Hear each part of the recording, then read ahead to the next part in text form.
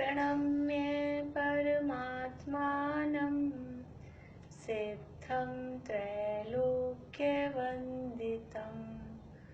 स्वाभाविक चिदानन्द स्वरूपं निर्मलाव्ययम्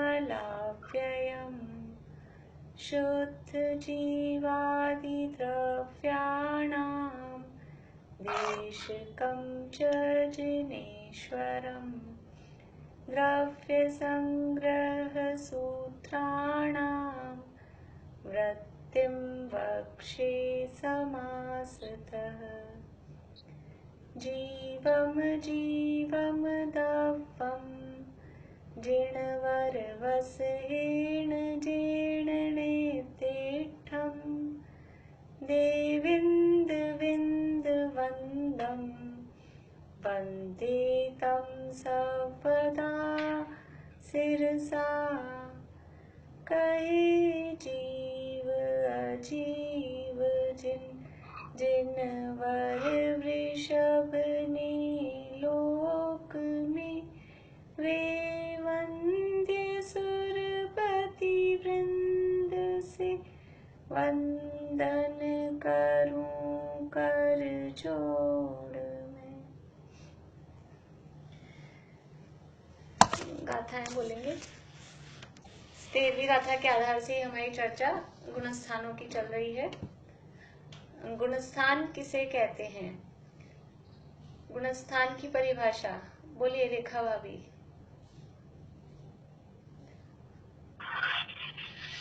और योग के निमित्त से जीव के होने वाले श्रद्धा और चारित्र के गुणों को गुणस्थान कहते हैं। गुणों को गुणस्थान नहीं कहते। श्रद्धा और चारित्र की तारतम्य रूप अवस्थाओं को गुणस्थान कहते हैं। जो श्रद्धा और चारित्र गुण है उनकी तारतम्य रूप अवस्थाओं को गुणस्थान कहते हैं। बढ़िया। देखिए गुणस्थान की परिभाषा में मूल बात तो क्या है कि जो जीव के जो गुण हैं श्रद्धा और चारित्र, मुख्य रूप से बताया इनको, इन गुणों की जो हीनादिक तारतम्य यानी हीनादिक जो अवस्थाएं हैं उनका नाम गुणस्थान। लेकिन ये अवस्थाएं जो में जो तारतम्य हो रहा है, जो हीनादिक पना हो रहा है, ये क्यों हो रहा है? तो वो हो रहा है मोह और योग के निमित्त से। इसलिए मोह और योग के निमित्त से जीव के श्रद्धा और चारित्र गुण की होने वाली तारतम्य रूप अवस्थाओं को गुणस्थान कहते हैं। गुणस्थान 14 होते हैं और 14 में से हम 8 पार कर चुके हैं। 8 गुणस्थानों की चर्चा अपनी थोड़ी बहुत हुई है। कोई जीव 9वें गुणस्थान से 7वें गुणस्थान में आ सकते हैं या नहीं? 9वें गुणस्थान से 7वें गुणस्थान में आ सकते हैं या नहीं? हाँ, नहीं आ सकते। नहीं आ सकते। 9वें से 7वें में नहीं आ सकते। तो 9वें से कहाँ जाएंगे? जाएंगे तो 8वें में। 9वें से नीचे जाएंगे। हाँ, नीचे जाएंगे तो 8वें में और ऊपर जाएंगे तो 10वें में। 9वें से सीधे 7वें में। लेकिन 9वें से सीधे 7वें में, अभी खैर 9वें की तो हमने बात की नहीं है, 8वें की बात करते हैं। 8वें गुणस्थान से यदि जीव गमन करेंगे तो कहाँ कहाँ गमन कर सकते हैं? 8वें गुणस्थान से गमन करेंगे तो कहाँ कहाँ जा सकते हैं? वंदना भाभी बताएंगे। एक तो ऊपर के 9वें गुणस्थान में जा सकते हैं। हाँ।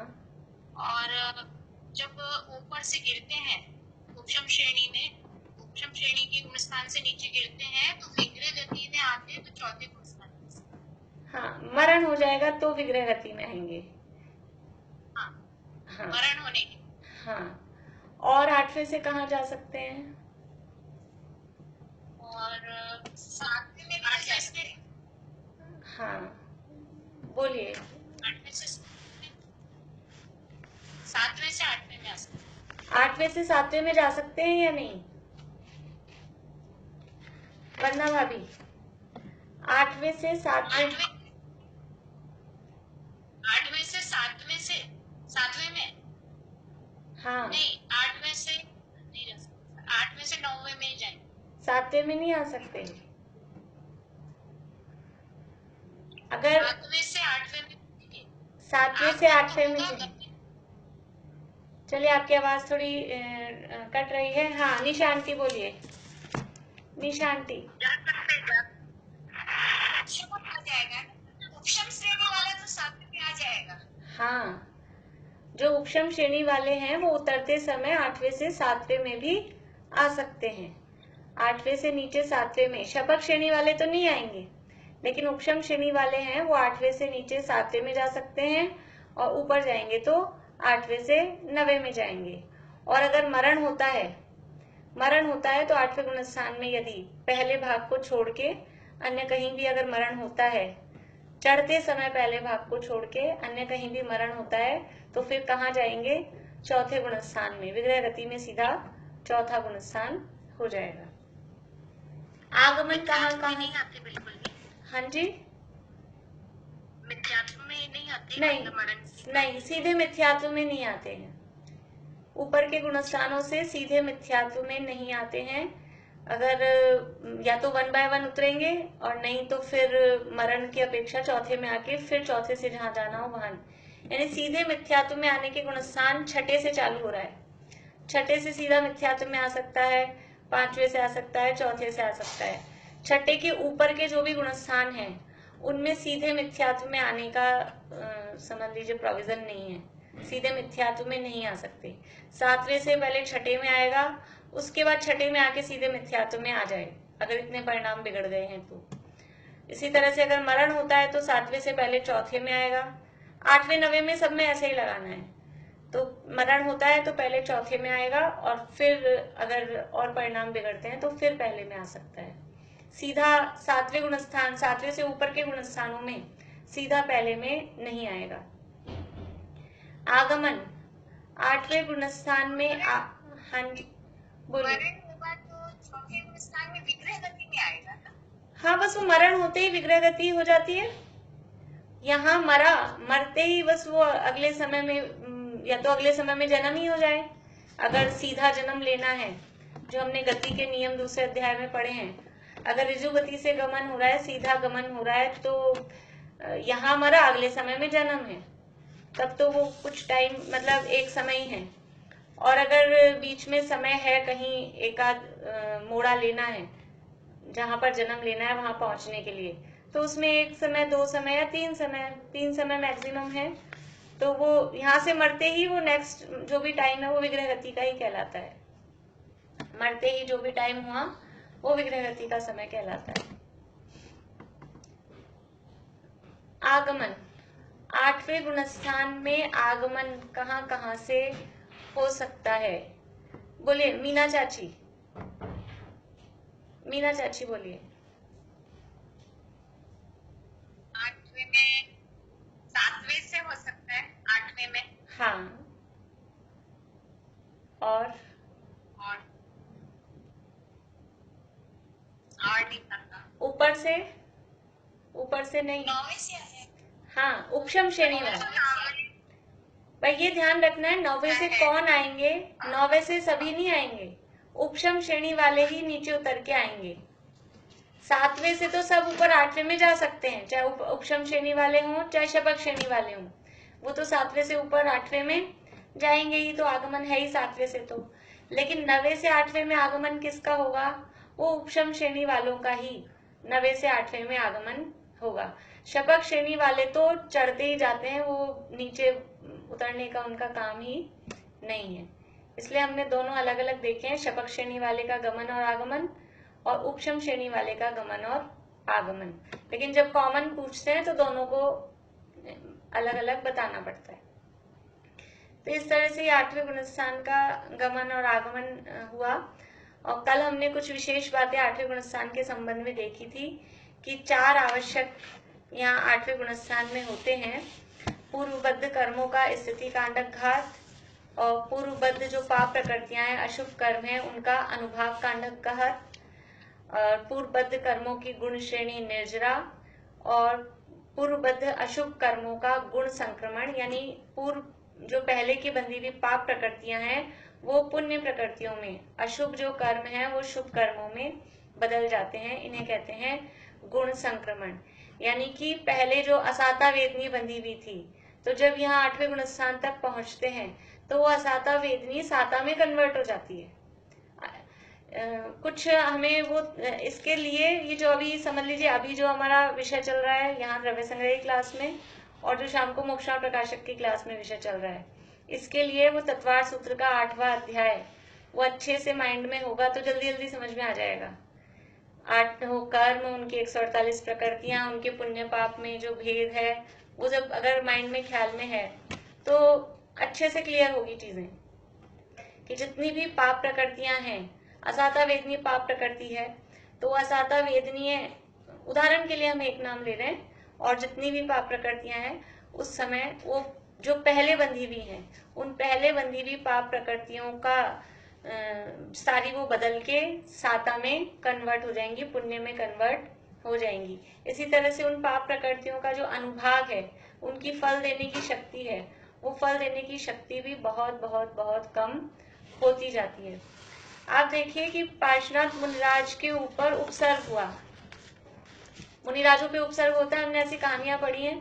मुनिराज पे उपसर्ग हुआ और उपसर्ग के काल में फिर वो ध्यान में लीन हुए और फिर केवल ज्ञान ले लिया, मोक्ष चले गए। इस तरह की हमने समझ लीजिए सुकौशल मुनिराज हैं, गजकुमार मुनिराज हैं, पार्श्वनाथ मुनिराज हैं, ऐसी कहानियां हमने सुनी है। तो जिस समय उपसर्ग हुआ था, जब स्टार्ट हुआ उपसर्ग, उस समय वो कौन से गुण स्थान में होंगे? उस समय तो 6ठे 7वें गुण स्थान में ही होंगे। और जब वो उपसर्ग स्टार्ट हुआ है उसके बाद में उन्होंने अपनी ध्यान में लीनता बढ़ाई, तो वो समझ लीजिए 7वें का सातिशय वाला जो अधः प्रवृत्त करण वाली स्थिति है, वो जो विशुद्धि है वो हुई। फिर ये अपूर्व करण में पहुंचे, और अभी अपन अनिवृत्ति करण पढ़ेंगे, उसमें भी और विशेषताएं होती हैं। तो इधर तो उनकी ऐसे हो रही है कि पाप प्रकृतियां पुण्य में बदलती जा रही हैं और उनका पाप प्रकृतियों का बहुत अनुभाग कम हो रहा है और स्थिति कम हो रही है, नए कर्मों की स्थिति कम बन रही है, ऐसा सारा हो रहा है। और ऊपर से पत्थर बरसते हुए दिख रहे हैं। पार्श्वनाथ मुनिराज को हम लें तो ऊपर से वो कमठ पत्थर बरसा रहा है, ओले बरसा रहा है, ये सब कर रहा है। तो ये क्या है कि अंदर कर्मों में तो ऐसा होता है, वो असाता बदल के साता रूप हो रही है, लेकिन ये इतना, अब उसने तो ऊपर से पत्थर बरसा दिए थे तभी 6ठे 7वें गुण स्थान में वे थे वो, तो वो तो ऊपर से काम कर रहा है और इधर अंदर वो प्रकृतियां बदल रही हैं और वो इतना फास्ट दोनों काम होते हैं। तो हमको ऐसे लगता है कि उनके ऊपर अभी भी उपसर्ग चल रहा है, लेकिन वो अंदर से उपसर्ग फील नहीं करते। अंदर तो उनके साता का उदय, जो असाता बाहर में हमें दिख रही है कि इनके ऊपर सिगड़ी जल रही है, इनके ऊपर बाघ ने हमला कर दिया है, इनके शरीर को खा गया है, पत्थर बरस रहे हैं, ये बाहर की परिस्थितियां हमको दिखती हैं। अंदर उनके क्या हो रहा है? अंदर तो उनकी इतनी विशुद्धता बढ़ रही है कि वो अंदर कर्मों में इतना हेर फेर हो रहा है और कुछ मिनट्स में, सेकंड्स में ही वो उपसर्ग करने वाला तो उपसर्ग करता रह जाता है और वो केवल ज्ञान लेके ऊपर 5000 धनुष ऊपर पहुंच जाते हैं। ये क्यों होता है? उस अवस्था में जब उपसर्ग का टाइम आया तो उनकी विशुद्धि इतनी बढ़ती है और इतनी विशुद्धि बढ़ने से अंदर कर्मों में इतना फेरफार हो जाता है। वो कर्मों का अभी तो अपन कन्वर्शन देख रहे हैं कि पुण्य पाप प्रकृतियां पुण्य में बदल रही हैं, और अभी 9वें गुण स्थान में देखेंगे कि वो कर्मों का क्षय हो जाता है और 9वां हुआ, 10वां हुआ और तुरंत 12वां होके, ये सब मिनट्स का टाइम है। सातिशय अप्रमत से लेके 12वें गुण स्थान का टाइम, बोलने में अंतर्मूर्त बोल रहे हैं हम सब काल, लेकिन अंतर्मूर्त तो है पर वो मिनट्स का टाइम है। कुछ ही मिनट्स में वो केवल ज्ञानी परमात्मा बन जाते हैं। ऐसी स्थिति यहाँ पर है। कल वाली बात में किसी को कुछ पूछना है? जो कल हमारा चला था स्थिति कांडक, स्थिति बंधापसरण, अनुवाद कांडक। नहीं तो हम मैम, जैसे सुकौशल मुनि को अभी 3 दिन तक शालिनी ने खाया, हाँ, तो वहाँ तो स्थिति बहुत ज्यादा होगी ना? नहीं, सुकुमाल मुनिराज, वो सुकौशल नहीं है, सुकुमाल मुनिराज है और 3 दिन तक शालिनी ने खाया, तो वो श्रेणी नहीं मांडी थी उन्होंने, वो मोक्ष नहीं गए। सुकुमाल मुनिराज स्वर्ग ही गए हैं और वो 3 दिन तक जब वो खाती रही तब तक वो 6ठे 7वें गुण स्थान में ही रहे। तो 6ठे 7वें गुण स्थान में अब वो असाता का उदय, हम बाहर से कहेंगे असाता का उदय है, लेकिन फिर भी क्योंकि वो 3 कषाय चौकड़ी के अभाव पूर्वक छठे सातवें गुणस्थानवर्ती भावलिंगी मुनिराज थे, तो भी वो शरीर को अपना नहीं मानते थे, तो वो उतनी असाता फील नहीं करते थे जितनी हमको असाता दिख रही है बाहर से। वो एक्चुअल में साता असाता क्या है? साता असाता है अंदर की फीलिंग से संबंधित, जो सुख दुख का अनुभव कराए, सुख दुख का वेदन कराने में जो निमित्त हो, उस कर्म का नाम है वेदनीय कर्म। तो जो सुख का वेदन कराने में निमित्त हो वो साता वेदनीय, और जो दुख का वेदन कराने में निमित्त हो वो असाता वेदनीय। तो वो बाहर से तो ऐसा दिख रहा है, लेकिन मुनिराज को अंदर से वो तो अपनी आत्मा में समझ लीजिए लीन है, और 3 कषाय चौकड़ी के अभाव जन्य जो वीतरागता का आनंद है वो बराबर उनको चल रहा है। तो इसलिए उनकी अपेक्षा से कोई असाता का उदय नहीं है। इसलिए कहते हैं मुनिराज तो तब भी साता ही फील कर रहे हैं, लेकिन बाहर में परिस्थितियां देखने पर हमको ऐसी परिस्थिति विपरीत, हमारे लिए वो प्रतिकूल परिस्थितियां दिखती है, इसलिए हम कहते हैं कि मुनिराज के असाता का उदय है। पर असाता का उदय तो आया उनके, लेकिन वो असाता के उदय में वो खुद उस रूप मतलब असाता रूप वो परिणमित नहीं हुए, वो दुख रूप परिणमित नहीं हुए। इसलिए वो ऐसा हम जब कहते हैं कि मुनिराज के असाता का उदय ही नहीं आता, ऐसा हमारा कहने में आता है। देखिए आज हम शुरू करते हैं नवा गुणस्थान। नवे गुणस्थान का नाम क्या है? अनिवृत्तीकरण। अनिवृत्तीकरण। हाँ जी ज्योति, हाँ इसमें है कि इनकी जो कर्मों की गुण श्रेणी निर्जरा, असंख्यात गुणा निर्जरा। हाँ तो इसमें लिखा है कि अनंत गुणा नहीं हो सकती। उसके लिए जो रीजन दिया है हाँ कि क्योंकि एक समय में उत्कृष्ट असंख्यात समय प्रबंध की ही निर्जरा होती है, अधिक की नहीं होती। हाँ और ये संसारी जीवों के कर्मों की सत्ता अधिक से अधिक असंख्याता संख्यात समय प्रबंध प्रमाण होती है। तो ये असंख्याता संख्यात का क्या मतलब होता है? देखिए असंख्यात तो एक समझ लीजिए संख्या है, और अपन ऐसे समझ लें कि हर समय जो कर्म आ रहे हैं, जो कर्म आते हैं हम बोलते हैं एक समय प्रबद्ध, मतलब एक समय में भी जितने आ रहे हैं वो अनंत कर्म परमाणु आते हैं। लेकिन सत्ता में रहते हैं ऐसे 1.5 गुण हानि जितने, मतलब बहुत सारे रहते हैं। अभी असंख्यात का एक्चुअल में भाव तो क्या अपने को जब पूरी संख्या किसे कहते हैं, संख्यात किसे कहते हैं, असंख्यात किसे कहते हैं, तब वो समझ में आए। लेकिन इतना समझ लीजिए कि अगर अनंत गुणी निर्जरा एक समय में नहीं होती है, अनंत से छोटा होता है असंख्यात, इतना तो हमें पता ही है। असंख्यात कम है, अनंत ज्यादा है। अनंत गुणी निर्जरा हो जाएगी तो एक ही बार में सारे कर्म खत्म हो जाएंगे। यहाँ हर समय असंख्यात असंख्यात गुणी निर्जरा हो रही है, यानी बहुत ज्यादा निर्जरा हो रही है। कर्म हमारे पास बहुत ज्यादा है, लेकिन अगर अनंत गुणी निर्जरा कर देंगे एक ही बार में तो वो अगले ही समय में सारे कर्म खत्म। लेकिन यहाँ तो अभी थोड़ा टाइम है, समझ लीजिए ये निर्जरा का जो टाइम है, साधक दशा का टाइम है, ये थोड़ा लंबा होता है। तो जितना भी ये टाइम है इसमें प्रति समय असंख्यात असंख्यात गुणी निर्जरा होके वो जो गुणस्थान है 8, 9, 10, 12 इतने गुणस्थानों को जो पार करने का टाइम है, उसमें वो असंख्यात गुणी ही निर्जरा उसमें होती है। अनंत गुणी निर्जरा एक बार में नहीं होती है, ऐसा अभी ये बात, हाँ बोलिए। ये बात आपने बताई थी जब अनंतानुबंधी की भी संयोजना करता है ना जीव उस समय। हाँ समझाई जी अनंत गुणी और असंख्यात। हाँ थोड़ा बहुत अच्छा आपका समाधान नहीं हुआ होगा, लेकिन अभी वो असंख्यात को अपन अभी यहाँ खोल नहीं सकते, बहुत फिर वो विषय अलग हो जाता है। ये समझ में आ गया। बात और एक चीज और थी कि सातिशय अप्रमत्त वाले में तैयारी होती है हाँ आगे के लिए। हाँ और इसमें ये लिख रहा है कि 8वें में भी अभी क्षय उपशम नहीं हुआ, वो भी तैयारी हुई है 8। हाँ 7वें में तैयारी हो रही थी श्रेणी चढ़ने की। 7वां श्रेणी का गुणस्थान नहीं है, 7वां गुणस्थान तो श्रेणी का नहीं है, तो वहां श्रेणी चढ़ने की तैयारी हो रही थी सातिशय वाले भाग में। और यहाँ पर उन जो 21 प्रकृतियां हैं उनके उपशम या क्षय की तैयारी हो रही है, मतलब उनका बिल्कुल और ज्यादा समझ लीजिए। तैयारी में भी 2 तरह की तैयारी होती है ना, जैसे अपने कोई आने वाला है मेहमान, तो एक तो बाजार से अपन सब्जी वब्जी ला रहे हैं वो तैयारी, 4 दिन पहले की अपन कुछ साफ सफाई कर रहे हैं, कुछ वो कर रहे हैं वो तैयारी, और एक बिल्कुल उसी दिन वाली तैयारी कि अब अपन ने काम चालू कर दिया किचन में, वो इस तरह की तैयारी में फर्क है। अलग अलग है। हाँ, अलग अलग है।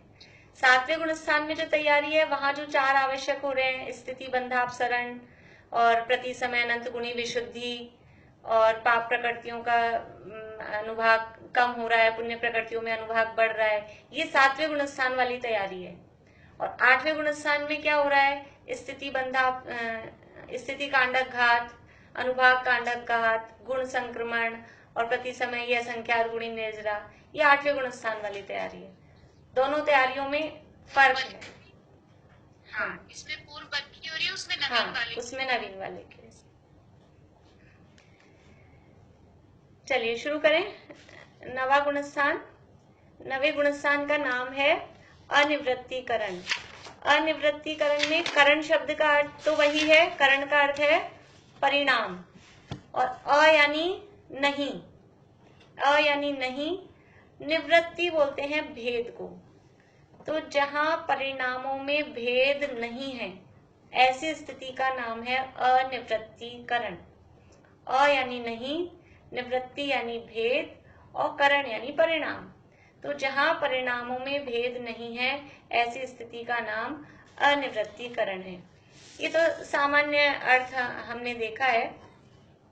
अभी परिभाषा क्या है इसकी, देखिए जो गोवटसार में जो इसकी परिभाषा मिलती है उसमें कौन सी कर्म के उदय से है ऐसा परिभाषाओं में नहीं दिया है, लेकिन क्योंकि हम पहले वाली जो परिभाषाएं हमने जितनी भी लिखी हैं उनमें हमने किसी न किसी कर्म के उदय से, इस आधार पे हमने परिभाषाएं लिखी है, तो यहाँ भी हम उसी आधार पे इसको सेट करेंगे।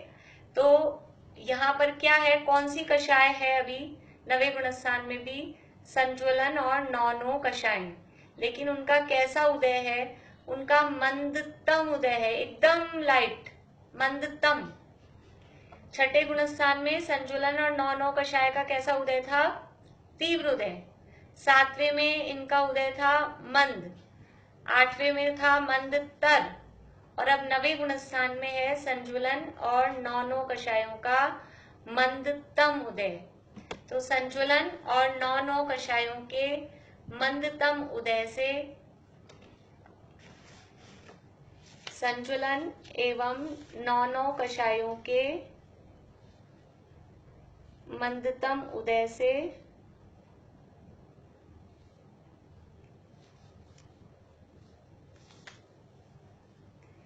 एवं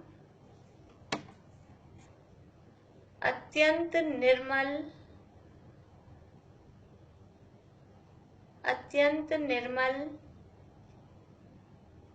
ध्यान रूपी, अत्यंत निर्मल ध्यान रूपी अग्नि शिखाओं के द्वारा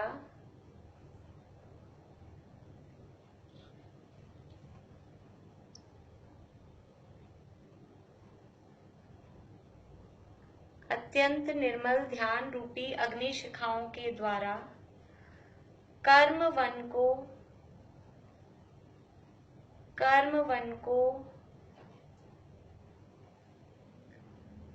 दग्ध करने में, दग्ध करने में मतलब कर्म वन को जलाने में लिख सकते हैं, कर्म वन को जलाने में समर्थ, कर्म वन को जलाने में समर्थ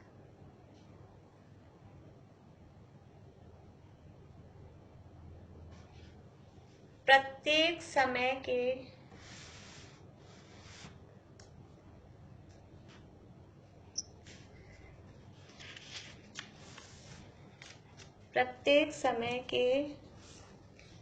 एक एक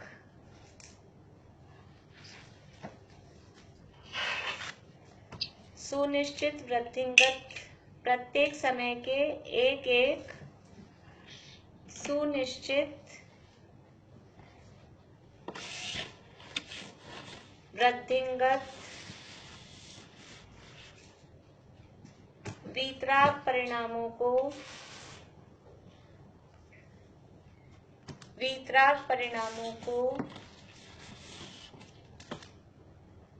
अनिवृत्तीकरण गुणस्थान कहते हैं। वीतराग परिणामों को अनिवृत्तीकरण गुणस्थान कहते हैं। एक बार और बोल दीजिए। पूरी बोलती हूँ शुरू से। संचुलन और नौ कषायों के मंदतम उदय से एवं अत्यंत निर्मल ध्यान रूपी अग्नि शिखाओं के द्वारा कर्म वन को दग्ध करने में समर्थ प्रत्येक समय के एक एक सुनिश्चित वृद्धिंगत वीतराग परिणामों को अनिवृत्तीकरण गुणस्थान कहते हैं।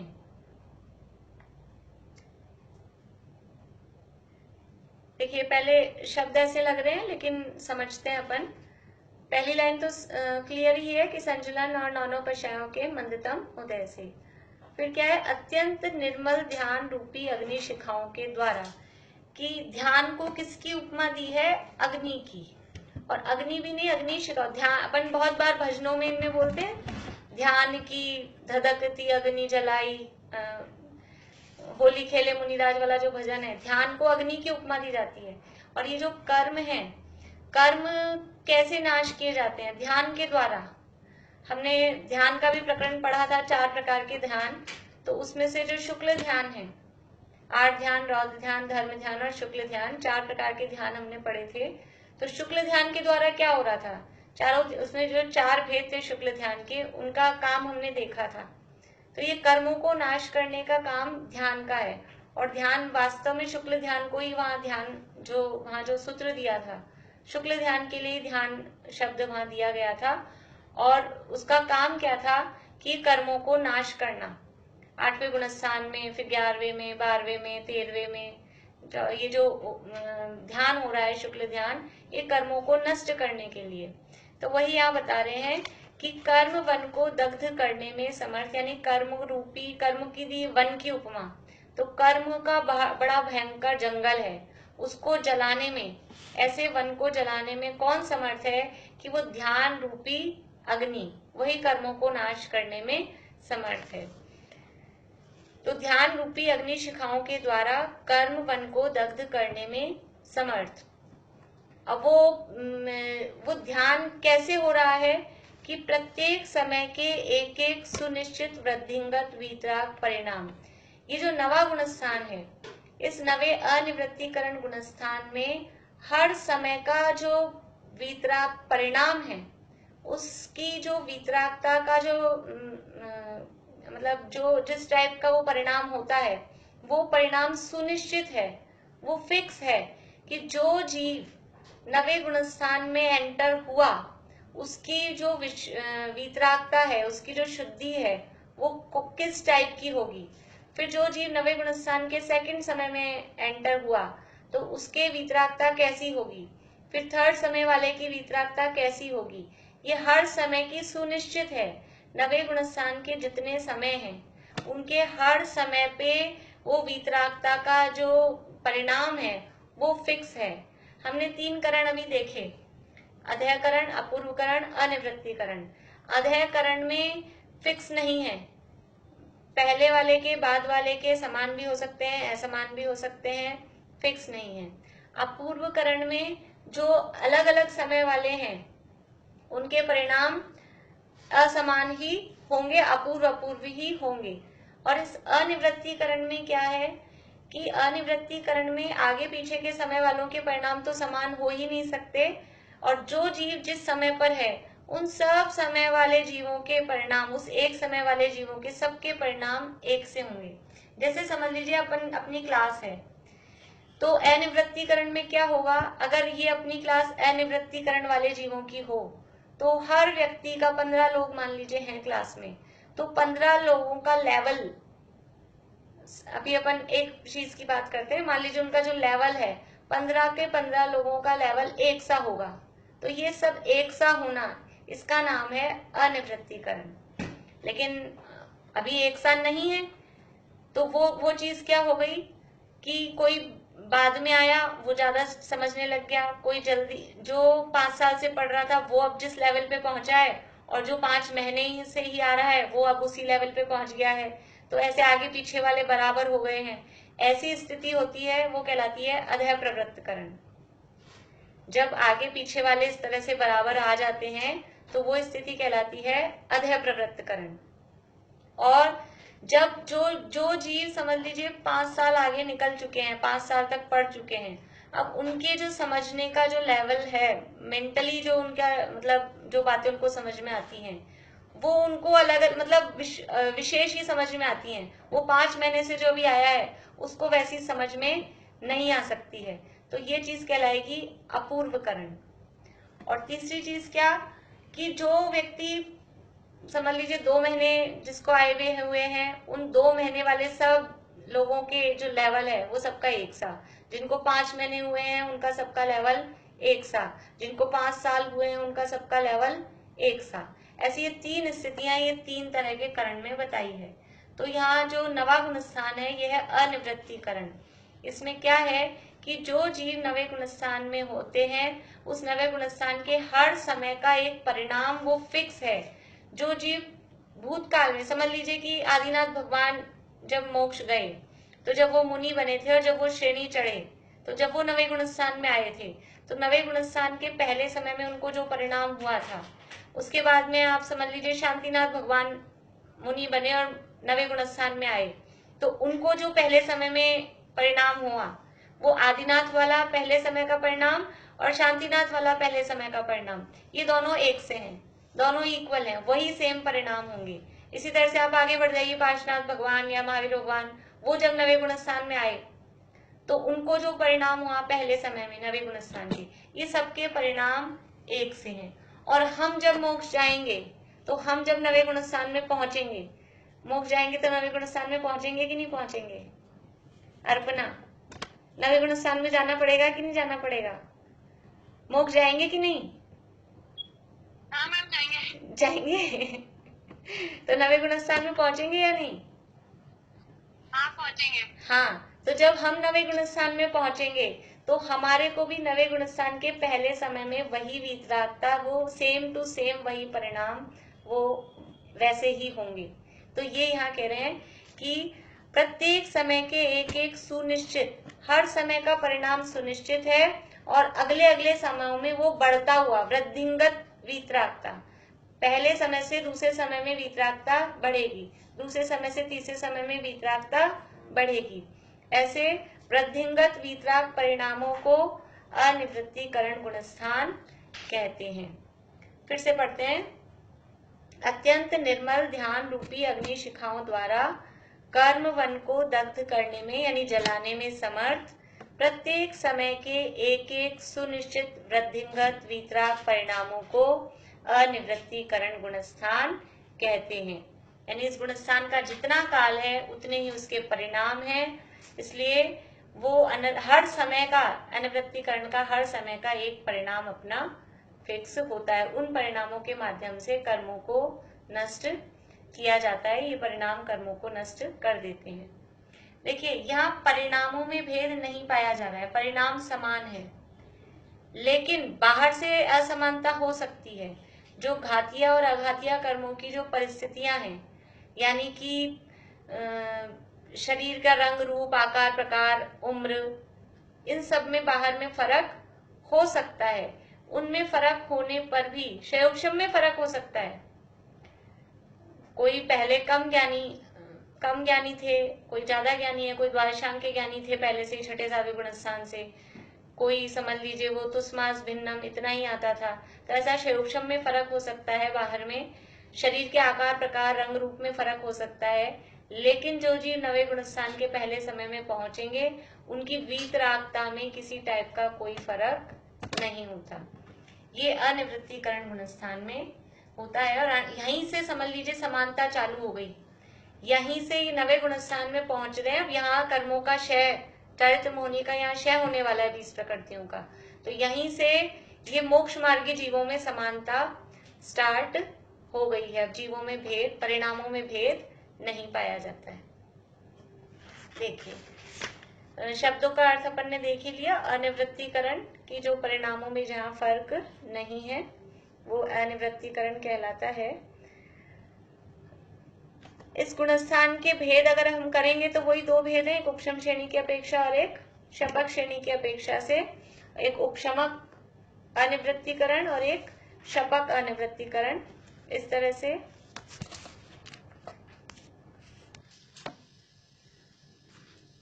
अगर हम भेद करें अनिवृत्तीकरण गुणस्थान के तो एक उपशमक और एक शपक, इस तरह से इसके दो भेद हो सकते हैं। जो मुनिराज चारित्र मोहनी की 21 प्रकृतियों का उपशम करके आगे बढ़ रहे हैं वो कहलाएंगे उपशमक अनिवृत्तीकरण वाले, और जो इनका क्षय करते हुए आगे बढ़ रहे हैं वो कहलाएंगे शपक। और जो उपशमक हैं वो इनमें से इनका उपशम करेंगे, और जो शपक मुनिराज हैं वो इनमें से 20 प्रकृतियों का यहाँ इस नवे गुणस्थान में ही क्षय कर देंगे। इस तरह से इसके दो भेद कहे जाते हैं उपशमक और शपक के आधार पर। सम्यक्त्व कौन सा रह सकता है नवे गुणस्थान में? सम्यक्त्व कौन सा हो सकता है? शायिक सम्यक।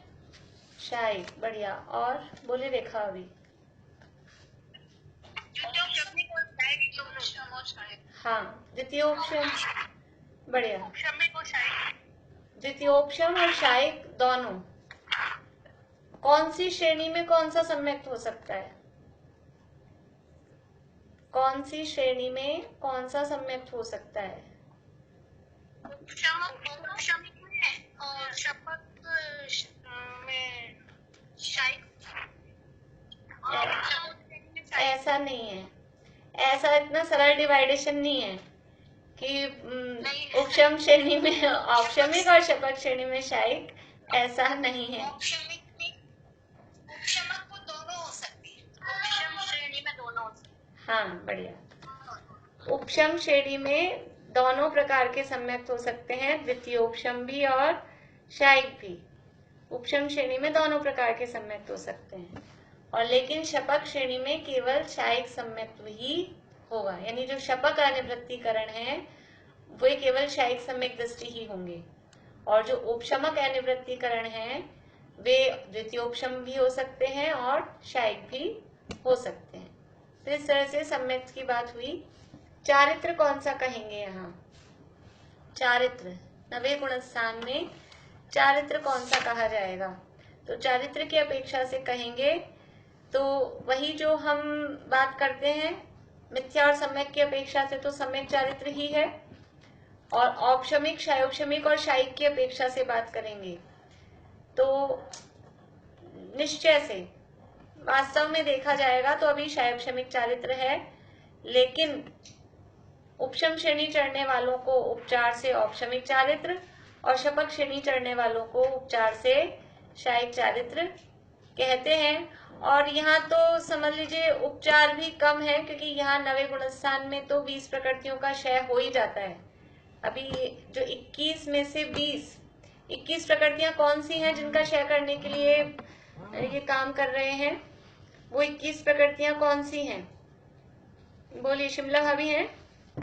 हाँ, शिमला भाभी बोलिए।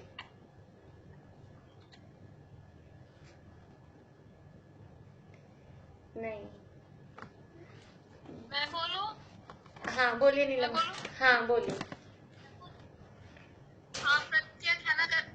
प्रत्यख्यानावरण की क्रोध मान माया लोग, प्रत्यख्यानावरण क्रोध मान माया लोग, संजुलन की क्रोध मान माया लोग और नो नौकश। हाँ, इन 21 प्रकृतियों का, इन 21 में से 20 प्रकृतियों का क्षय शपक श्रेणी वालों का, शपक श्रेणी वालों के यानी जो शपक अनिवृत्तीकरण वाले हैं उनके इन 21 में से 20 प्रकृतियों का, कौन सी 20? कि संजुलन लोभ को छोड़कर बाकी की सारी, संजुलन लोभ, संजुलन की 4 थी, क्रोध मान माया लोभ, तो उसमें से संजुलन लोभ को छोड़कर बाकी की 20 प्रकृतियों का क्षय इस नवे गुणस्थान में हो जाता है। तो इस अपेक्षा से यहाँ पर शायिक चारित्र भी कहें तो कोई वो नहीं है, यहाँ शायिक चारित्र यहाँ पर कहा जा सकता है, कहा जाता है। गुणस्थान में जाता है, लोभ 10वें तक है ना, सूक्ष्म लोभ, लोभ का नाश 10वें में होगा। हाँ 10वें का नाम है सूक्ष्म। अगर लोभ का भी नाश यहाँ हो जाएगा तो फिर वो 10वां गुणस्थान ही अपना चला जाएगा, उसकी जरूरत ही नहीं रहेगी।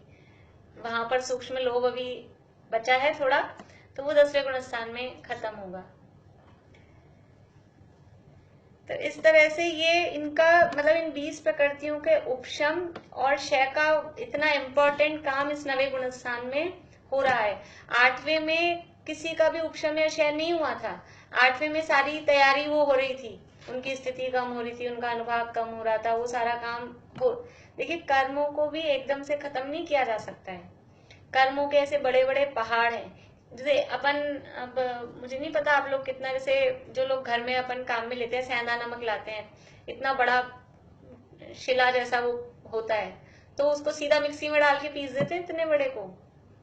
पहले इतने बड़े के छोटे छोटे टुकड़े करने, मतलब बड़े के छोटे टुकड़े हम बोल रहे हैं, लेकिन वो भी बड़े बड़े होते हैं। फिर उनके और टुकड़े, फिर उसको इमाम दस्ते में और करना पड़ता है, फिर उसको छानते हैं, फिर वो जो बच जाता है फिर उसको मिक्सी में पीसा जाता है। तो ये कर्मों को भी खत्म करने का यही तरीका है कि वो स्थिति कांडक घात, उनके बड़े बड़े जो ज्यादा स्थितियां थी उनको कम किया जाता है, उनको कर्मों के लॉट को, स्थितियों को, अनुभागों को कम किया जाता है। और धीरे धीरे करके अभी इस 9वें गुणस्थान में बहुत बातें हैं, बारीक बातें हैं, अपन उनकी सबकी चर्चा नहीं करेंगे, वो शब्द भी थोड़े कठिन कठिन से लगेंगे आप लोगों को। अभी हम सामान्य ही बात समझेंगे, फिर कभी जब हम गुणस्थान ही चलाएंगे पूरा विषय तब उन बारीकियों को भी बात करेंगे। तो लेकिन इस गुणस्थान में ये काम होता है, वो कर्मों के जो बड़े बड़े पहाड़ थे, ये 20 प्रकृतियों का तो क्षय ही हो गया है। और वो जो लोभ है ना, लोभ, वो लोभ भी अभी तक तो था। सूक्ष्म का अपोजिट क्या होता है? सूक्ष्म का अपोजिट क्या होता है? बादर। बढ़िया। सूक्ष्म का अपोजिट होता है बादर। बादर और सूक्ष्म हम देखते हैं ना जीवों में, एक इंद्रिय में। तो यहाँ पर भी 10वें गुणस्थान में बच रहा है सूक्ष्म लोभ। तो अभी यहाँ कौन सा लोभ है? यहाँ है बादर। बादर का मतलब है थोड़ा मोटा, बड़ा लोभ है। तो यहाँ उस लोभ को भी बारीक, उसका चूर्ण सूक्ष्म करा जा रहा है। 20 प्रकृतियों का तो क्षय या उपशम हो ही रहा है श्रेणी के हिसाब से, जो भी जिस श्रेणी में है। और वो जो लोभ है, उस लोभ को भी सूक्ष्म किया जा रहा है। उसके नाम है सूक्ष्म कृष्टि, और उससे पहले बादर कृष्टि, वो ऐसे नाम है। वो आप छोड़िए, अब तो भाव समझ लीजिए कि इतना काम, ये 9वें गुणस्थान कितना इंपॉर्टेंट गुणस्थान है, और मोक्ष जाने के लिए, कर्मों को नाश करने के लिए कितना बड़ा काम इस 9वें गुणस्थान में होता है। और एक इम्पॉर्टेंट बात इस 9वें गुणस्थान की, कि कर्मों की 10 अवस्थाएं होती हैं। कुछ लोगों ने अपने नाम सुने होंगे, बंध, सत्ता, उदय, उदीर्णा, उत्कर्षण, अपकर्षण, संक्रमण, उपशांत, निधत्ति और निकाचित। ये 10 अवस्थाएं कर्मों की होती हैं। उसमें से निधत्ति और निकाचित, ये 2 टाइप की अवस्थाएं हैं। निधत्ति का अवस्था किसे कहते हैं? कि जो संक्रमण और उदीर्णा के अयोग्य प्रकृतियां हैं, यानी ऐसे चीठे कर्म, ऐसे जमे हुए कि जिनमें संक्रमण नहीं हो सकता, जिनमें उदीर्णा नहीं हो सकती, वो कहलाते हैं निधत्ति। संक्रमण का मतलब है कि पुण्य प्रकृतियां पाप में चेंज हो जाएं, पाप प्रकृतियां पुण्य में चेंज हो जाएं, सर्वघाती देशघाती में कन्वर्ट हो जाएं, इस तरह से संक्रमण, इसका उसमें चेंज होना। तो वो प्रकृतियां ऐसी होती हैं कुछ जो आपस में चेंज नहीं हो पाती हैं, और उनकी उदीर्णा यानी जल्दी ग्रुप में आके वो उदय में आके खत्म हो जाए, ऐसा भी उनमें नहीं होता है। वो प्रकृतियां वो कर्म की स्थिति कहलाती है निधत्ति। और दूसरी होती है निकाचित। उत्कर्षण और अपकर्षण भी नहीं होता क्या निधत्ति में? निधत्ति में उत्कर्षण अपकर्षण हो सकता है, संक्रमण और उदीर्णा नहीं होती है। संक्रमण और उदीर्णा नहीं होती है। आप लोगों में नहीं हो सकता। हाँ, किसी को कुछ ये शब्द नहीं समझ में आ रहे हो तो पूछिए आप लोग। शिमला भाभी को मुझे लग रहा है कि आज कम समझ में आ रहा होगा, बोल नहीं रहे हैं वो कुछ। अब जितना भी जो आ रहा है, पहली बार में जो कुछ कान में पड़ेगा तो अगली बार में समझ में आएगा। निधत्ति का मतलब समझ में आ रहा है? जो संक्रमण और उदीर्णा के अयोग्य हैं, ऐसे प्रकृतियां कहलाती हैं निधत्ति, जिनमें संक्रमण और उदीर्णा नहीं हो सकती हैं। और निकाचित हैं निकाचित का मतलब है ऐसी कर्म जिनमें उत्कर्षण, अपकर्षण, संक्रमण, उदीर्णा चारों में से कुछ नहीं हो सकता। जैसी वो बांधी है वैसी की वैसी भोगनी पड़ेंगी। मतलब क्या है इनका, जैसे कर्म हम बांधते हैं उन कर्मों में चेंजेस होते रहते हैं। हम एग्जैक्ट वैसे के वैसे कर्म नहीं भोगते जैसे हमने बांध लिए। उनमें कभी कुछ ना कुछ उत्कर्षण, कुछ अपकर्षण, कुछ संक्रमण, ये हमारे परिणामों के निमित्त से होता रहता है। लेकिन कुछ कर्म ऐसे होते हैं जो जैसे बांध लिए वैसे ही भोगने पड़ते हैं, उसमें कोई फेरफार नहीं होता। ऐसे कर्मों को बोलते हैं निधत्ती और निकाचित। लेकिन नवे गुणस्थान में पहुंचते ही, जैसे ही नवे गुणस्थान में पहुंचे तो ये जो कर्मों का, नवे गुणस्थान का मतलब है ये अनिवृत्तिकरण वाली दशा। अनिवृत्तिकरण वाली दशा में पहुंचते ही कर्मों का निधत्ती और निकाचित पना खत्म हो जाता है। यानी वो जो कर्म इतने चीठे थे जिनमें कुछ नहीं हो सकता था, जैसे ऐसा दाग लग गया कोई ग्रीस का या कोई सा भी साबुन, कोई सा भी कोई केमिकल, वो काम ही नहीं कर रहा था उसमें। लेकिन ये नवे गुणस्थान वाली पोजीशन ऐसी है कि कितना चीठे से चीठा कर्म हो, कैसा भी दाग हो, वो वहां पहुंचते ही वो सारे दाग साफ हो जाते हैं। वो कर्मों का ऐसा चीठापन, निधत्ती और निकाचित पना, वो खत्म हो जाता है। निधत्ती निकाचित का भाव ये है, ऐसा समझ लीजिए कि जो कर्म जिस रूप में हमने बांधे थे उनको भोगना ही पड़ेगा।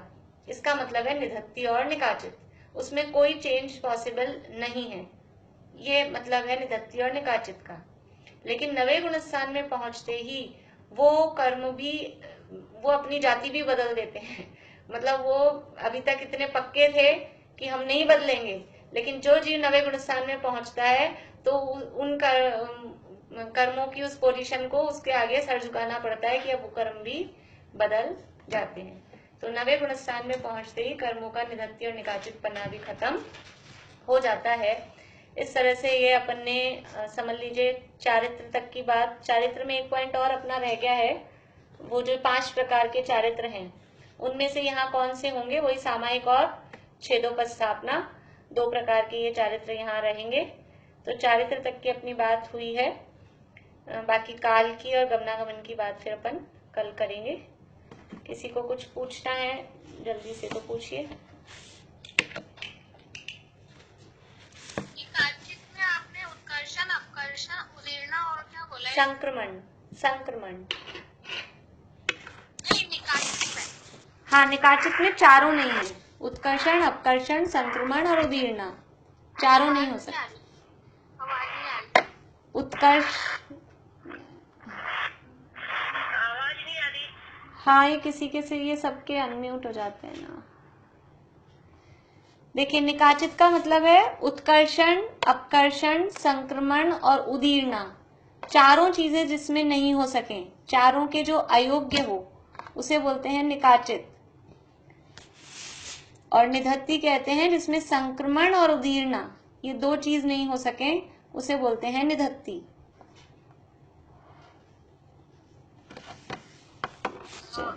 मेरा ना वो आवाज नहीं आई थी। कर्मों की 10 अवस्थाएं कौन सी हैं? 1 मिनट रुकिए। बाकी सब लोग म्यूट हो जाइए, ज्योति जी बोल रहे हैं। हाँ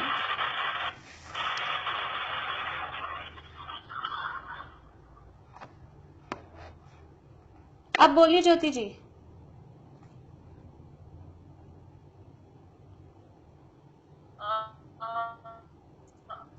मेरा आवाज नहीं आई बीच में। शबक श्रेणी वाले कितनी प्रकृतियों का नाश करते हैं? 20 प्रकृतियों का, 20 संजुलन लोभ को छोड़ के बाकी की 20 प्रकृतियों का। तो वो क्षय हो जाता। हाँ हाँ, और कौन कुछ पूछ रहे हैं कुछ? कर्मों की ये 10 अवस्थाएं कौन सी हैं? कर्मों की 10 अवस्थाएं हैं, बंध, सत्ता, उदय, उदीर्णा, उत्कर्षण। म्यूट हो जाइए आप लोग, म्यूट हो जाइए। उत्कर्षण, अपकर्षण, संक्रमण, निधत्ती, नहीं उत्कर्षण, अपकर्षण, संक्रमण, उपशांत, उपशांत, निधत्ती और निकाचित। चलिए, और कुछ रह गया हो तो कल पूछ लीजिएगा आप। अभी टाइम अपना हो गया है, यहीं पूरा करते हैं।